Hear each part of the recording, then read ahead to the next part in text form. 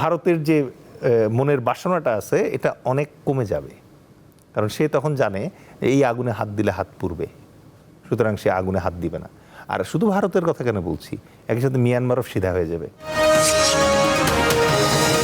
সম্প্রতি দেখেছেন যে বাংলাদেশ বিমান বাহিনী বেশ কিছু ফাইটার জেট কেনার জন্য চুক্তিতে সাইন করেছে, ইউরো ফাইটার, এবং পরবর্তীতে বোধহয় চায়না থেকে যে F-16 বা এরকম কিছু বিমান কেনার চিন্তা করছে। আমাদের যে ভূ রাজনীতি, আমাদের যে সামরিক বাহিনী, আমাদের যে বর্ডার ক্রাইসিস, এই জায়গাটা কি মানে আমাদের তো বৃহৎ জনগোষ্ঠী, এই জনগোষ্ঠীর মৌলিক চাহিদা পূরণ করাই কষ্টসাধ্য, সেই জায়গায় কি এটা আমাদের উচ্চাভিলাষী চিন্তা হয়ে যাচ্ছে না? না না, এটা অত্যন্ত প্র্যাকটিক্যাল চিন্তা। আমি কি ত্রিপুরা, আমি কি নাগাল্যান্ড, বাংলাদেশ কি পশ্চিমবঙ্গ? আমার তো নিজস্ব মানে সিকিউরিটি ফোর্সেস লাগবে, আমার রেগুলার আর্মি, নেভি, এয়ারফোর্স লাগবে। আজকে ত্রিপুরার রাজা যে আছে সে বলতে পারে যে তার বিমানের দরকার নাই, কারণ ভারতীয় বিমান বাহিনী, বায়ুসেনা তাকে হেল্প করবে। আমার কেন বিমান দরকার? আমার অবশ্যই বিমান দরকার এই কারণ হচ্ছে ভারত ইতোমধ্যে বাংলাদেশের যে লালমনিরহাট আমাদের যে বিমানবন্দরটা আছে তার আশেপাশে তাদের কমান্ডো বাহিনীর ক্যান্টনমেন্ট স্থাপন করেছে।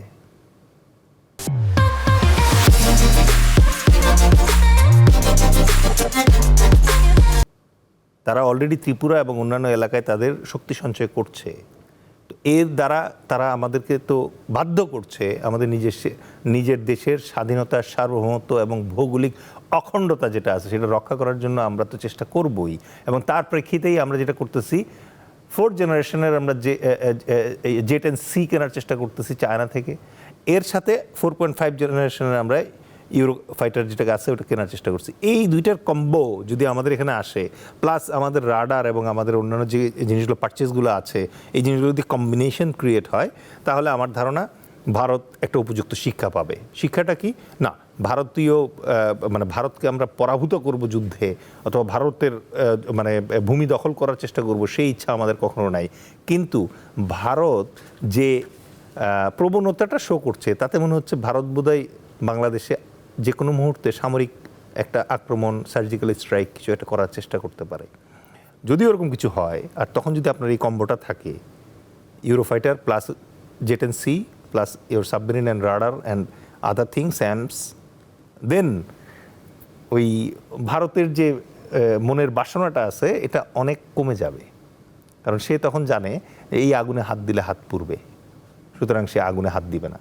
আর শুধু ভারতের কথা কেন বলছি, একই সাথে মিয়ানমারও সিধা হয়ে যাবে। আপনি দেখবেন যে সুসুর করে এই যে রোহিঙ্গা যেগুলো আছে, আমার মনে হয় ডক্টর মোহাম্মদ ইউনূস বুঝে শুনেই বলছে, এই বিমান কিনবে বলেই বলছিল যে রোহিঙ্গারা আগামী ঈদের আগে ভাগতে পারে। বিকজ যখন আপনার হাতে এই ক্যাপাসিটি থাকে, তখন আর মনে করেন যে ওই সীমান্তে এসে মিয়ানমার আপনার সাথে লুতুপুতু করার চেষ্টা করবে না, কারণ তখন রেঙ্গুন বলেন আর নিপদও বলেন আপনার রেঞ্জের ভেতরে ঘুরায় দিয়ে আসবে। আর কেউ যদি জানে যে এখানে হাত দিলে আগুনে পুড়বে, তাহলে নিশ্চয়ই সে হাত দেওয়ার আগে বারংবার চিন্তা করবে যে এখানে হাত দেওয়া ঠিক হবে কিনা, যদি না শিশু অথবা পাগল হয়।